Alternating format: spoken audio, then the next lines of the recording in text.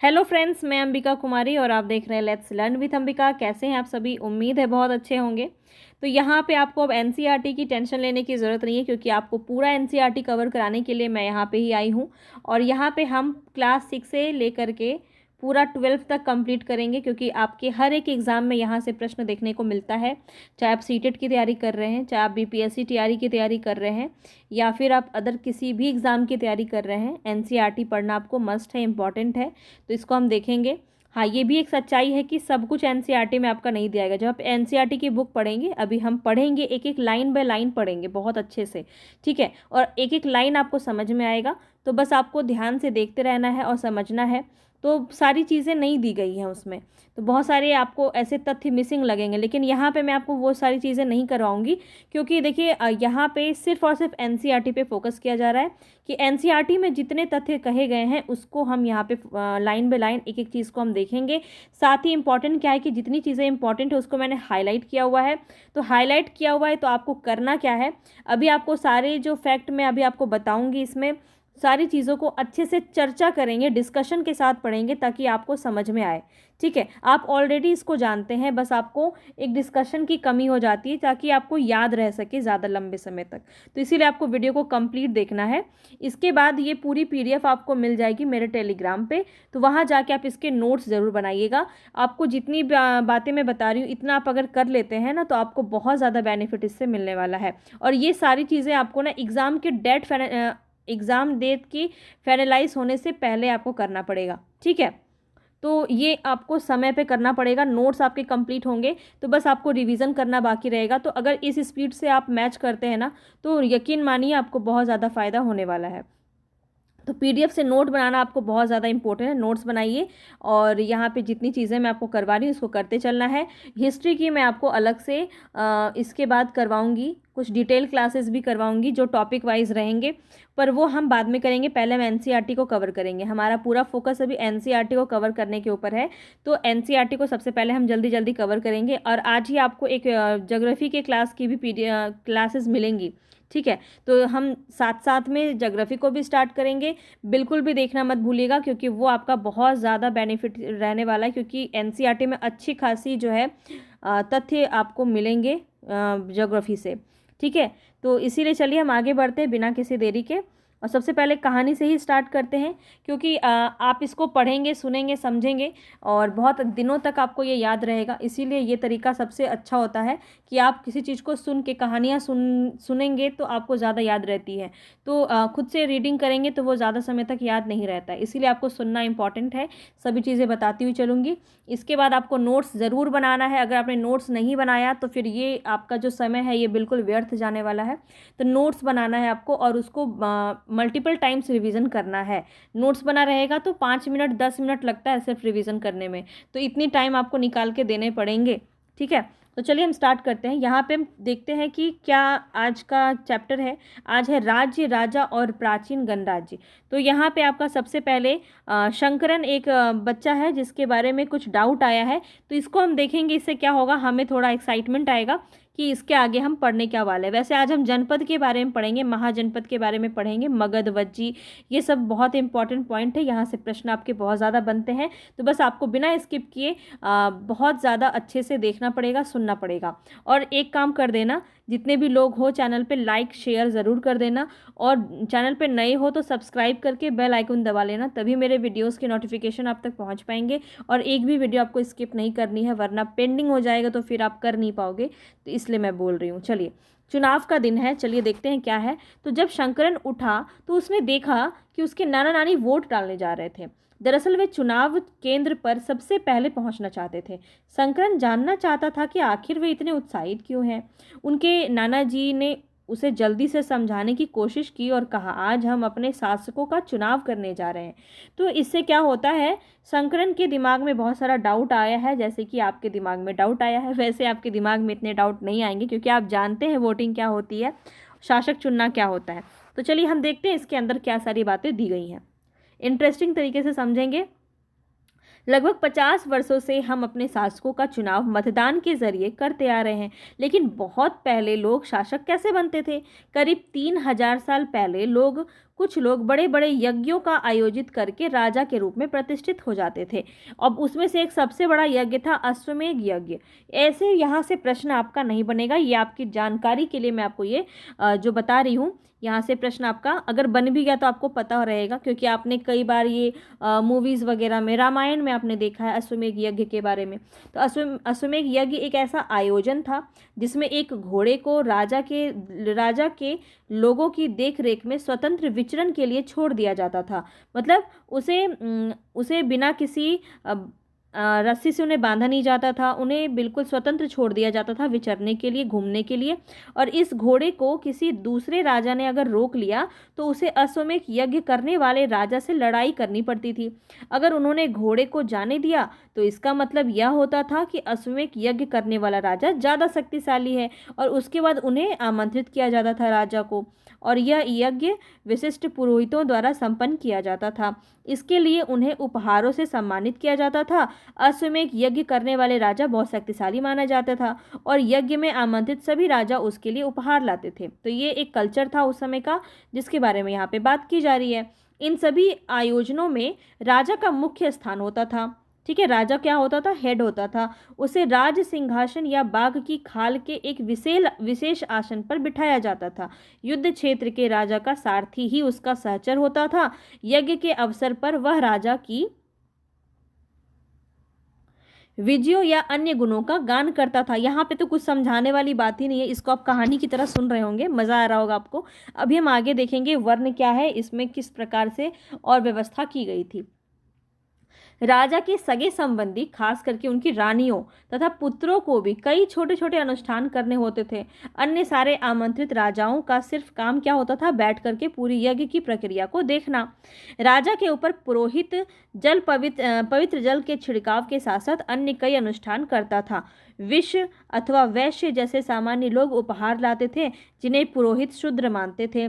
उन्हें कई अनुष्ठानों में शामिल नहीं किया जाता था। तो ये उस समय की व्यवस्था थी, उस समय का ये कल्चर था। ठीक है, तो हमने इसके पहले वाले चैप्टर में हमने देखा था, जब हम किताबें कब्र वगैरह पढ़ रहे थे, उसमें हमने देखा था विश्व वैश्य किस प्रकार से जो है इसका नामकरण हुआ है। तो इसलिए आपको छोटी छोटी चीज़ मैं बोल रही हूँ कि कितना ज़्यादा इंपॉर्टेंट हो जाता है इसको समझना। आप इसको तभी समझ पाएंगे कि जब आप इसको पूरा सीरियल वाइज आप पढ़ेंगे, क्योंकि एक चैप्टर दूसरे चैप्टर से रिलेटेड होता है। तो एक एक चीज़ें आपको पहले ही यहाँ पर डिस्कशन कर दिया गया है, सब समझ में आपको आ रहा होगा अगर आप पहले से देख रहे हैं तो। ठीक है, अब देखिए यहाँ पे उससे क्या माना जाता था? शूद्र माना जाता था। और इस शूद्र से ये समझ में आता है कि यहाँ पे किसी प्रकार के वर्ण की व्यवस्था की गई थी। तो वो व्यवस्था क्या थी उसको हम देखते हैं। यहाँ पे जो व्यवस्था की गई थी वो 4 सामाजिक वर्ग थे।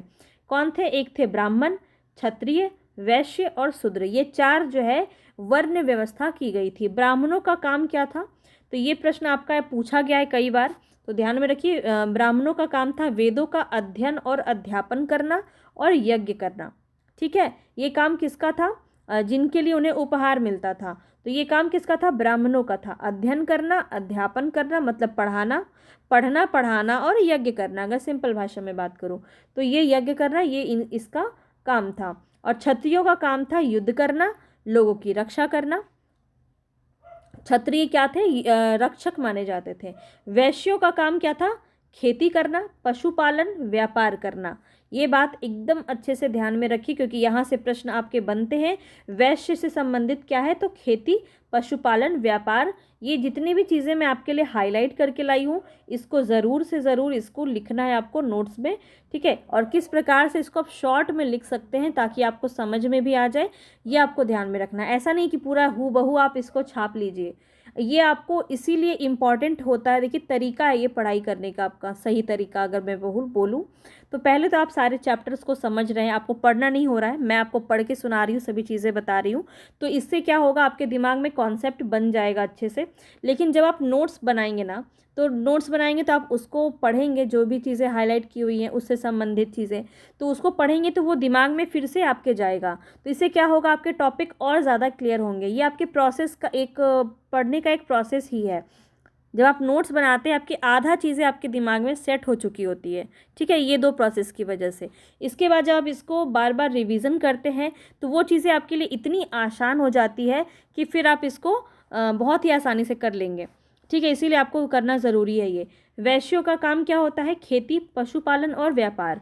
शूद्रों का काम क्या होता है? इनकी सेवा करना। ये जो अन्य 3 वर्ग है इनकी सेवा करना शूद्रों का काम होता है। ये वर्ण व्यवस्था उस समय में बनाई गई थी। ये वैदिक काल के टाइम पे चल रहा है।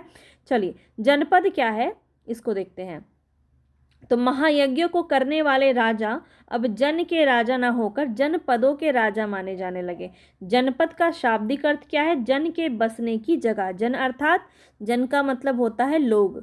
ठीक है, तो यहाँ पे आगे देखिए, पुरातत्वविदों ने इन जनपदों की कई बस्तियों की खुदाई की है। दिल्ली में पुराना किला, उत्तर प्रदेश में मेरठ के पास हस्तिनापुर और एटा के पास अतरंजी खेड़ा इनमें प्रमुख है। ये सभी क्या है? जनपद हैं। ठीक है, महाजनपद नहीं है, जनपद है, इसको ध्यान रखेंगे। खुदाई से पता चलता है कि लोग झोपड़ियों में रहते थे और मवेशियों तथा अन्य जानवरों को पालते थे। वे चावल, गेहूँ, धान, जौ, दालें, गन्ना, तिल, सरसों और फसलें उगाते थे। ठीक है, इतनी बातें क्लियर है। चलिए आगे देखते हैं। फटाफट से हम कंप्लीट करेंगे, बिल्कुल आपको पता भी नहीं चलेगा, बहुत ही आसानी से पूरा एनसीईआरटी आपका ऐसे ही ख़त्म हो जाएगा। ठीक है, बस आपको समय पे बने रहना पड़ेगा और मेहनत करनी पड़ेगी। ठीक है, अपनी ज़िंदगी को संवारना चाहते हैं ना, तो इतनी मेहनत आपको करनी पड़ेगी, अपनी परिस्थितियों को सुधारना चाहते हैं तो। देखिए आगे देखते हैं। लोग मिट्टी के बर्तन भी बनाते थे। इसमें कुछ धूसर और कुछ लाल रंग के होते थे। कुछ पुरास्थलों के कुछ विशेष प्रकार के बर्तन मिले हैं जिसे क्या कहा जाता था? चित्रित धूसर पात्र कहा जाता था। चित्रित धूसर पात्र मतलब, चित्रित मतलब क्या है कि इसमें बहुत सारी कलाकृतियाँ होती थी, बहुत सारी जो है आकृतियाँ बनाई गई होती थी। और धूसर थे मतलब कुछ कलर वगैरह उसमें कर दिए जाते थे। जैसा कि इनमें नाम से ही स्पष्ट है कि बर्तनों पर चित्रकारी की जाती थी। ये आमतौर पर सरल रेखाओं तथा ज्यामितीय आकृति के रूप के होते थे, मगर ऐसे बना हुआ है। देखा होगा आपने, घड़ा वगैरह में इस प्रकार से बनाते थे, ऐसे ऐसे करके बना दिए। तो ये क्या था? ज्यामितीय आकृति ही तो है, और इस प्रकार से बना हुआ रहता था। आगे देखते हैं, महाजनपद अब क्या है। तो करीब 2500 साल पहले कुछ जनपद अधिक महत्वपूर्ण हो गए, इन्हें महाजनपद कहा जाने लगा। सिंपल, और कुछ इसमें ज़्यादा सोचने वाली बात नहीं है। अधिकतर महाजनपदों की एक राजधानी होती थी। कई राजधानियों के किलेबंदी की गई थी, अर्थात इनके चारों ओर लकड़ी, ईंट, पत्थर की ऊंची दीवारें बनाई जाती थी। क्या इंपॉर्टेंट था इसमें? अधिकतर जो महाजनपद की एक राजधानी हुआ करती थी, ये बहुत इंपॉर्टेंट है। तो इसमें स्टेटमेंट से प्रश्न बन जाता है, तो याद रखिएगा महाजनपद में क्या होता था कि एक राजधानी होती थी, कई राजधानियों में किलेबंदी की गई होती थी, अर्थात लकड़ी, ईंट या पत्थर की ऊंची दीवारें बनाई जाती थी चारों तरफ। आगे देखते हैं, ये देखिए कुछ महत्वपूर्ण, जब आप इसके नोट्स बनाएंगे तो आप इसको आसानी से पढ़ सकते हैं। यहाँ पे देखिए कुछ इंपॉर्टेंट जो है यहाँ पे जनपद बनाए गए हैं, देख सकते हैं आप। जैसे तक्षशिला है, हस्तिनापुर है, कुरु है, अवंती है, उज्जैन है, कौशाम्बी है, कौशल है, वैशाली है, राजगिरी है, वज्जी है, मगध है। तो आप देख सकते हैं ये सब क्या है? जनपद है। कुछ महाजनपद है, इस प्रकार से यहाँ पे है। चलिए आगे देखते हैं नेक्स्ट पे। ऐसा लगता है कि लोगों ने अन्य राजाओं के आक्रमण से डरकर अपनी सुरक्षा के लिए इन किलों का निर्माण किया। कुछ राजा, यहाँ पे कुछ लिखने वाली चीज़ें नहीं है, इसको समझ लीजिए आप बस।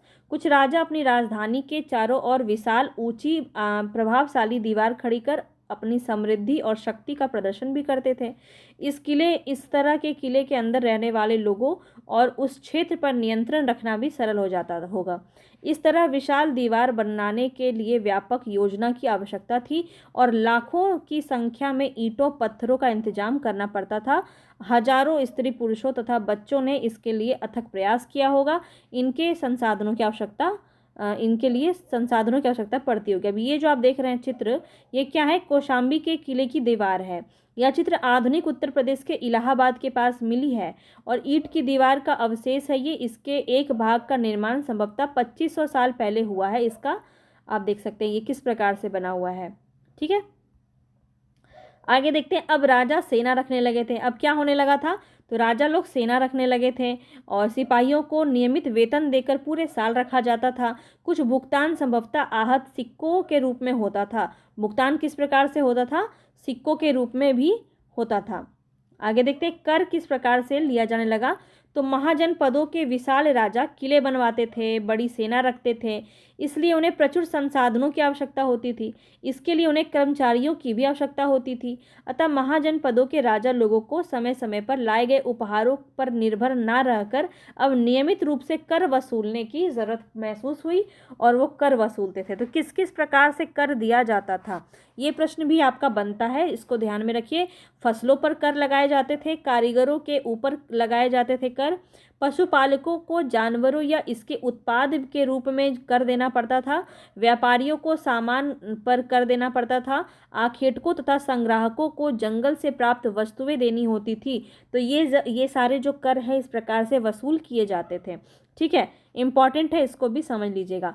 मैं आपको बता देती हूँ यहाँ पे पूरा जनपद महाजनपद यहाँ पे आपको डिटेल में एकदम नहीं भी पढ़ाया गया है, तो आपको सेटिस्फेक्शन नहीं हो रहा होगा, क्योंकि देखिए अभी आप क्लास 6 पढ़ रहे हैं। अभी आप आगे जब जैसे जैसे बढ़ेंगे, क्लास 7, क्लास 8, क्लास 9, 10, 11, 12, तो बहुत सारे तथ्य, बहुत सारे फैक्ट्स आपको समझ में आएंगे। तो बस आपको पेशेंस रखना है, ऐसे ही धीरे धीरे हम चढ़ेंगे और सभी चीज़ों को क्लियर करेंगे। ठीक है, चलिए। इस युग में कृषि में भी परिवर्तन आ गया था। कैसे? तो इस युग में कृषि के क्षेत्र में 2 बड़े परिवर्तन आए। हल के फाल अब लोहे के बनने लगे थे, यही एक इम्पॉर्टेंट है, ज़्यादा कुछ इसमें नहीं है। अब कठोर ज़मीन की लकड़ी के फाल की तुलना में लोहे के फाल आसानी से जोते जा सकते थे। इससे फसलों की उपज बढ़ रही थी। दूसरे लोगों ने धान के पौधों को रोपना शुरू कर दिया। पहले छींटते थे, बीज को छींट करके फैला करके रोपण करते थे, अर्थात खेतों में बीज छिड़क कर धान उपजाने की बजाय धान के पौधे को रोपा जाता था तैयार करने के लिए। ठीक है, तो इस प्रकार से इसमें परिवर्तन आया। अब पहले की तुलना में बहुत ज़्यादा पौधे जीवित रह रहे थे और पैदावार भी ज़्यादा हो रही थी। कृषि में किस प्रकार से परिवर्तन हुआ ये हमने देखा। अब देखिए मगध से संबंधित क्या यहाँ पे बातें आपको बताई जा रही है। तो मगध बहुत इंपॉर्टेंट आपका महाजनपद में आता है। तो लगभग 200 साल के भीतर मगध सबसे महत्वपूर्ण जनपद बन गया। गंगा और सोन जैसी नदियाँ मगध से होकर बहती थी। यह यातायात, जल वितरण और ज़मीन को उपजाऊ बनाने के लिए बहुत महत्वपूर्ण थी। मगध का एक हिस्सा जंगलों से भरा था। इन जंगलों में रहने वाले हाथियों को पकड़कर और उन्हें प्रशिक्षित कर सेना के काम में लगाया जाता था। यही नहीं, जंगलों से घर, गाड़ियाँ और रथ बनाने के लिए लकड़ी मिलती थी। इसके अलावा और क्या होता था? तो इसके अलावा इस क्षेत्र में लौह अयस्क की खदानें थी। बहुत इंपॉर्टेंट पॉइंट है, मगध में क्या था? और तो लौह अयस्क की खदानें थी, मजबूत औजार और हथियार बनाने के लिए बहुत उपयोगी थे।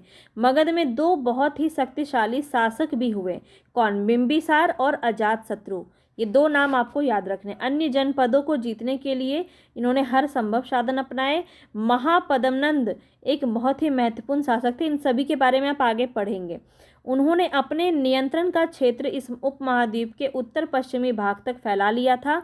बिहार में राजगृह, आधुनिक राजगीर जो है वो राजगृह कहलाता था। बिहार में कई सालों तक मगध की राजधानी राजगृह थी, जिसे पाटलिपुत्र में ट्रांसफ़र किया गया। ठीक है, आज का जो पटना है वो पहले पाटलिपुत्र था और उसी को राजधानी बनाया गया था मगध का। किसने बनाया था ये मुझे आप कमेंट बॉक्स में बताइए। आपने पढ़ा होगा ज़रूर, अभी तो हम बहुत छोटा सा शुरू कर रहे हैं क्लास 6 से, पर आपने इसको पढ़ा होगा। बताइए मुझे कि किन्होंने इसका हस्तांतरण किया था। ठीक है, कमेंट बॉक्स में बताइएगा जिन्हें भी पता हो, और एक्टिव पार्टिसिपेशन कीजिए, आपके दिमाग में ज़्यादा चीज़ें जो है रह पाएंगी। 2300 साल से भी पहले की बात है। मेसिडोनिया का राजा सिकंदर विश्व विजय करना चाहता था। पूरी तरह सफल न होने पर भी वह मिस्र और पश्चिमी एशिया के कुछ राज्यों को जीतता हुआ भारतीय उपमहाद्वीप के व्यास नदी के किनारे तक पहुंच गया था। जब उसने मगध की ओर कुछ करना चाहा तो उनके सिपाहियों ने इनकार कर दिया। क्यों? क्योंकि वे भयभीत थे कि भारत के शासकों के पास पैदल, रथ, हाथियों की बहुत बड़ी सेना थी। वज्जी के बारे में क्या इंपॉर्टेंट बातें बताई गई है, देखिए कि यहाँ पे देखिए आपको पता है कि मगध एक बहुत शक्तिशाली राज्य बन गया था। उसके नज़दीक ही वज्जी राज्य था, जिसकी राजधानी क्या थी? वैशाली। बहुत इंपॉर्टेंट है, नोट करेंगे। यहाँ एक अलग किस्म की शासन व्यवस्था थी जिसे गण या फिर संघ कहा जाता था। गण या संघ में कई शासक होते थे और इसमें से प्रत्येक व्यक्ति राजा कहलाता था। ये सभी राजा के विभिन्न अनुष्ठानों को एक साथ संपन्न करते थे। सभाओं में बैठकर ये बातचीत, बहस और वाद विवाद के जरिए तय करते थे कि क्या करना है और किस प्रकार से करना है। शत्रुओं के आक्रमण से निपटने के लिए वे मिलकर चर्चाएं करते थे। स्त्रियां, दास और कुम्हार को इस सभाओं में हिस्सा नहीं लेने दिया जाता था। ठीक है। वज्जी संघ का यह वर्णन जो है किसमें है, ये प्रश्न पूछा जाता है काफ़ी बार, स्टार मार्क कीजिए इसको। वज्जी संघ का यह वर्णन दीर्घ निकाय से लिया गया है। दीर्घ निकाय क्या है, तो एक प्रसिद्ध बौद्ध ग्रंथ है जिसमें बुद्ध के कई व्याख्यान दिए गए हैं। इन्हें करीब 2300 साल पहले लिखा गया था। तो ये बहुत इम्पॉर्टेंट है इसके बारे में। अब देखिए यहाँ पे अजातशत्रु जो वज्जी संघ से संबंधित है, इसके बारे में क्या दिया हुआ है। अजातशत्रु लिखा है यहाँ पे, ठीक है। अजातशत्रु वज्जी संघ पर आक्रमण करना चाहते थे। उन्होंने अपने मंत्री वयस्कार को बुद्ध के पास सलाह के लिए भेजा। बुद्ध ने उनसे पूछा कि क्या वज्जी सभाएं नियमित रूप से होती हैं तथा इसमें सभी सदस्य उपस्थित होते हैं। जब उन्हें पता चला कि ऐसा होता है, उन्होंने कहा कि वज्जीवासी तब तक उन्नति करते रहेंगे जब तक वे पूर्ण और नियमित सभाएं करते रहेंगे, आपस में मिलजुल कर काम करेंगे, पारंपरिक नियमों का पालन करेंगे, बड़ों का सम्मान, समर्थन और बातों पर ध्यान देंगे, वज्जी महिलाओं के साथ जोर जबरदस्ती नहीं करेंगे और उन्हें बंधक नहीं बनाएंगे, शहरों तथा गाँव में चैत्यों का रखरखाव करेंगे, सभी मतावलंबी संतों का सम्मान करेंगे और उनके आने या जाने का कोई रोक नहीं लगाएंगे। कई शक्तिशाली राजा इस संघ को जीतना चाहते थे। वज्जी संघ जो है इसको जीतना चाहते थे। इसके बावजूद उनका राज्य अब से लगभग 1500 साल पहले तक चलता रहा। उसके बाद गुप्त शासकों ने गण और संघ पर विजय प्राप्त कर उन्हें अपने राज्य में शामिल कर लिया। ये देखिए यहाँ पे लिखा है कि अध्याय 9 में आप इसको पढ़ेंगे। ठीक है। तो जो भी इम्पोर्टेंट पॉइंट था यहाँ पे हमने सबको देख लिया, जो भी इम्पोर्टेंट बातें थी। अब यहाँ पे देखिए आप इसका जो है आंसर कमेंट बॉक्स में बताइए। ये आप अभी पढ़ चुके हैं पूरा चैप्टर, बताइए कौन सा यहाँ पे सही है, कौन सा गलत है। ठीक है। बहुत ही इजी है, बहुत आसानी से आप बता सकते हैं। तो कमेंट बॉक्स में ज़रूर बताइएगा ताकि मुझे पता चले कि कितने लोग यहाँ पे एक्टिव हैं। ठीक है, सो नहीं रहे हैं और एक्टिव यहाँ पे पार्टिसिपेशन देना चाहते हैं। अब ये आपको डेट भी याद रखना है। ये डेट आपके हर एक चैप्टर में दिया हुआ है, जो इम्पोर्टेंट डेट है। नए शासक लगभग 3000 साल पहले, महाजनपद 3000 साल पहले, सिकंदर का आक्रमण दीर्घ निकाय का लेखन में दिया गया है और लगभग 2300 साल पहले की बात है। और गण संघ राज्यों का अंत जो है वो भी 1500 साल पहले हुआ। तो ये सभी चीज़ें आपको ध्यान रखनी है। पूरा हमने यहाँ पे कंप्लीट कर लिया है। बहुत छोटी वीडियो है, बहुत आसानी से आप इसको देख सकते हैं, बार बार रिवीजन कर सकते हैं। अभी हम जैसे जैसे आगे बढ़ेंगे इसमें आपको बहुत सारी चीज़ें और भी मिलेंगी। बहुत इंपॉर्टेंट क्लासेस रहेगा, पूरा एनसीईआरटी हमारा यहाँ पे कवर हो जाएगा। तो चलिए हम यहीं पे इस क्लास को एंड करेंगे। जितने भी लोग यहाँ पे जुड़े हुए हैं अभी तक, उन सभी को बहुत बहुत धन्यवाद। उन्होंने बहुत ही मेहनत से यहाँ तक अपना समय दिया है और बिल्कुल इसका एक अच्छा रिजल्ट आपको देखने को मिलेगा। तो चलिए हम स्टार्ट करेंगे। अभी फिर से ज्योग्राफी की क्लास आपको मिलेगी कुछ टाइम बाद। ठीक है, तो उसको भी आप जल्दी से ज़रूर देख लीजिएगा क्योंकि ज्योग्राफी को बिल्कुल आप छोड़ नहीं सकते हैं। एक एक चीज़ काफ़ी अच्छे से बताया गया है एनसीईआरटी में और वो करना आपके लिए सबसे ज़्यादा इम्पॉर्टेंट है। और ये पूरी पीडीएफ आपको मिल जाएगी मेरे टेलीग्राम पे, बार बार बता रही हूँ, ध्यान से सुन लीजिए। पूरी ये डिस्क्रिप्शन बॉक्स के लिंक मिल जाएगी आपको, वहाँ से जाके ज्वाइन कर सकते हैं। और कुछ भी जानना हो, कुछ भी पूछना हो तो आप कमेंट बॉक्स में भी पूछ सकते हैं। धन्यवाद।